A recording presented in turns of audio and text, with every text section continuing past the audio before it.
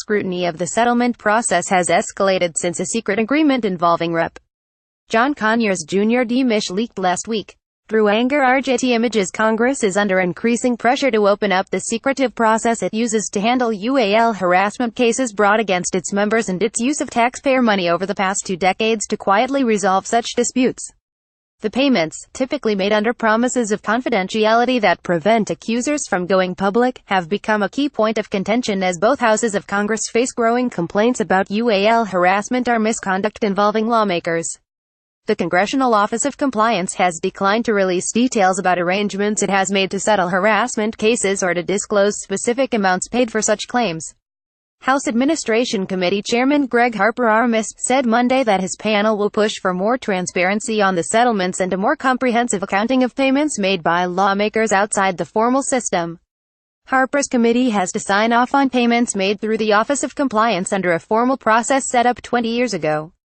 "We want to know what the universe is, but it's out there in bits and pieces. It's incumbent in the weeks ahead that we learn what the landscape is," Harper said. "Do we have the ability to come up with these numbers and divide them into categories without breaking any confidentiality? We have to get to the bottom of that." Scrutiny of the settlement process has escalated since a secret agreement involving Rep. John Conyers Jr. DMich leaked last week to BuzzFeed. Under pressure from House leaders, Conyers on Sunday stepped aside as the ranking Democrat on the House Judiciary Committee while awaiting an investigation of his case by the House Ethics Committee. Tensions are also high on the Senate side, where Sen.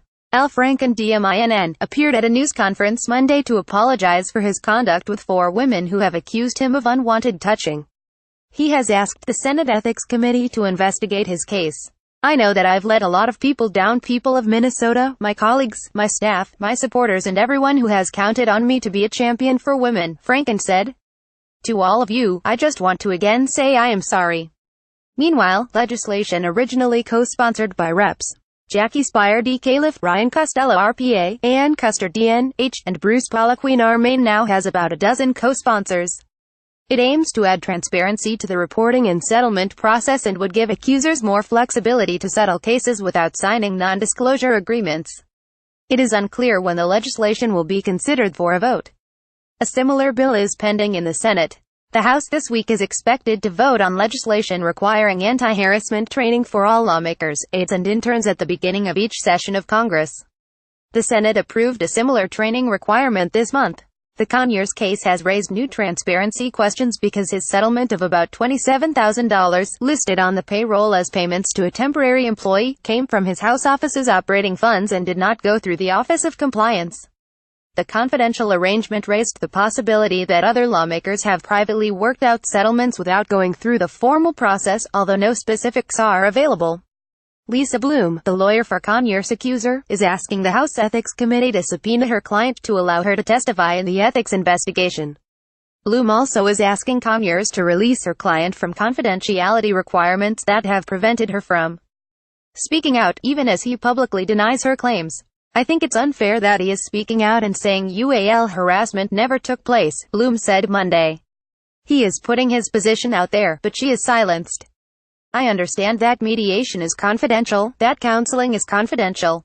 To say her entire story should be silenced, that is objectionable." Arnold Reed, Conyers' lawyer, said Monday that the lawmaker does not have unilateral power to release the accuser from a confidentiality agreement. Reed said Conyers would have to first confer with the Office of House Employment Counsel, something he said the lawmaker does not intend to do.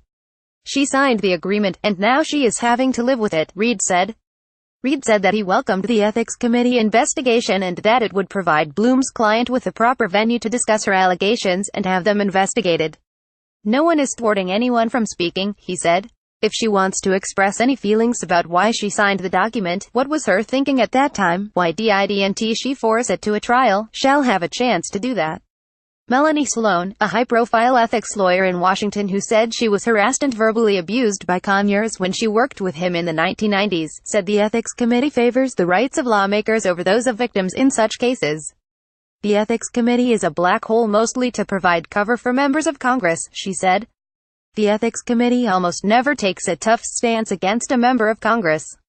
It seems to be designed to cover a member's misdeeds." He doesn't want her to be able to talk about this publicly, because if all these allegations were attached to an actual person, it would be much harder for people to dismiss so quickly.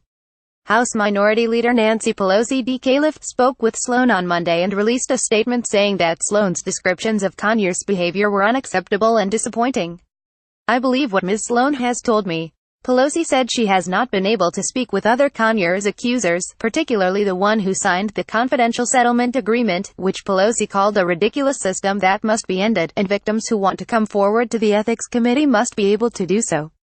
"Confidential settlements can be a double-edged sword," said Lynn Bernabe, who has represented congressional workers in employment claims. They protect victims who wish to remain anonymous, but confidential allegations do not lead to corrective behavior.